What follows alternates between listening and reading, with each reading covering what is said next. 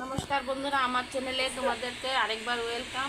তো দেখো, আমি একদম কাঁচা একদম আনারসটা নিয়েছি, টাটকা একদম আমাদের গাছের। তো আমরা এখান থেকে চলে যাব, তাই ভাবলাম আনারসটা না খেয়ে যাবো, এটা তো পাকেই নেই এখন, একদম কাঁচা। তবু আমি উঠায় নিয়ে এসেছি, এটা দিয়ে একটা রেসিপি করব বলে তোমাদেরকে দেখানোর জন্যে। তো এটা হলো কাঁচা আনারস, এটার আজকে আমি টক বানাবো, মিষ্টি ঝাল টক বানাবো। তাই তোমাদেরকে শেয়ার করছি। আনারসের টকও বন্ধুরা খাওয়া যায়, অনেকটাই সুস্বাদু হয়। তো দেখতে থাকো প্রথম থেকে লাস্ট অবধি। আমি এখন শুরু করি। এটা কেটে নেই প্রথমে।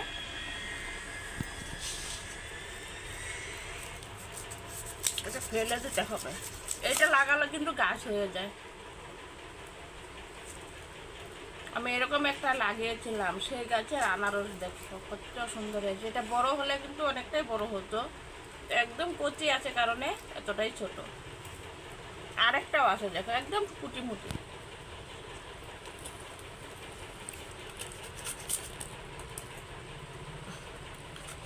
তো এটাই দুঃখ, মানে এটা আমি পাকা অবধি রাখতে পারিনি এই গাছে, আগে উঠানো হয়ে গেল, কারণ চলে যাব পরে আর খেতেই পারবো না, তার জন্য কাঁচাতে আমি কেটে দিয়েছি।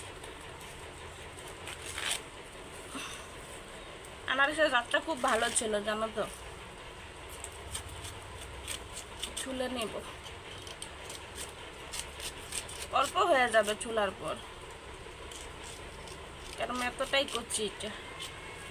তো কাঁচা আনারসের টকও কিন্তু ভীষণ একটা টেস্টি হয়ে যায়। আনারসগুলো ছুলে ধুয়ে নেব ভালো করে।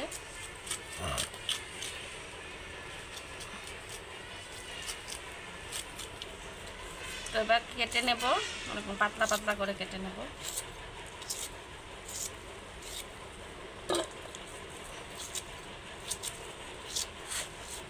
এই আনারসের কিন্তু টক আচার বানিয়ে কিন্তু অনেকদিন রেখেও খাওয়া যায়। তো সেটা আজকে করব না, তো মিষ্টি টক আচারটা করব। এটা অনেক দিন থেকে খাওয়া হচ্ছে না আমাদের, তার জন্যে বলছিল তোমাদের দাদাভাই যে এই মিষ্টি টক আচারটা করবে দুপুরবেলা ডালের সঙ্গে খাওয়ার জন্যে। তাই করছি আমি আজকে মুসুরি ডাল পাতলা করে করবো, আর একটু আচার করবো, আর চোখটা ভাজি করবো। যে গরম পড়েছে, খাওয়া দাওয়া একদম ভালো লাগছে না, আর গরমে কিন্তু একটু টক খাওয়াটা প্রয়োজন, শরীরের জন্য ভালো লাগে।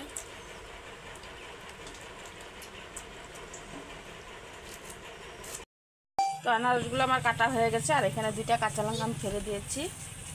এদিকে চাটনি করার জন্য কড়াই বসিয়ে দিয়েছি। কড়ার মধ্যে প্রথমে একটা শুকনো লঙ্কা 2 টুকরো করে দিয়ে দিলাম। লঙ্কাগুলি কালো হয়ে গেছে, এর মধ্যে সরষাটা দিয়ে দিলাম। তো এবার আনারসটা এর মধ্যে দিয়ে দিলাম।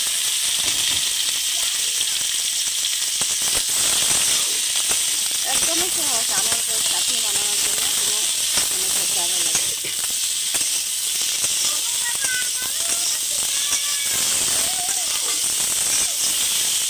সামান্য অল্প নুন দিয়ে দিচ্ছি স্বাদ মতো, কারণ চিনি অ্যাড করবো, খুব বেশি নুন দেবো না, তাহলে নুনের টেস্টটা খালি শুধু নুন হবে, চিনির টেস্টটা বোঝা যাবে না। তার জন্য অল্প একটু নুন দিয়ে তারপর চিনি অ্যাড করবো। তো এখন কিছুক্ষণ কষিয়ে নিচ্ছি।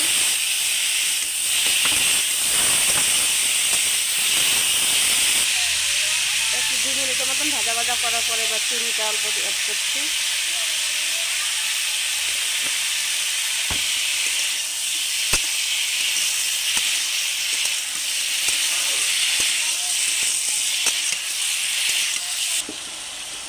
চিনিটা গলে গেছে একদম সুন্দরভাবে, এর মধ্যে আমি এখন জল অ্যাড করবো। তো কিছুক্ষণ ঢাকনা দিয়ে ঢেকে দেবো 5 মিনিটের মতো, ভালো করে সিদ্ধ হওয়ার জন্যে। তো 5 মিনিট হয়ে গেল, এবার ঢাকনাটাকে সরিয়ে দিব, কতটা কি হয়েছে দেখি। তো জলটা আগের থেকে অনেকটাই শুকিয়ে গেছে, আর আনারসগুলো সুন্দর সিদ্ধ হয়েছে। তো আনারসগুলোকে আমি গালিয়ে দেবো না, এভাবে খেয়ে ভালো লাগে। তো 1 চামচের মতন কর্নফ্লাওয়ার গুলিয়ে নিয়েছিলাম, সেটাকে এখানে দেবো। এবার কর্নফ্লাওয়ার না দিলে অসুবিধা হবে না, তবে একটু জলটা ভালো করে শুকাইতে দিতে হবে। তো আমার ঘরে কর্নফ্লাওয়ার ছিল, তাই আমি দিলাম এখানে।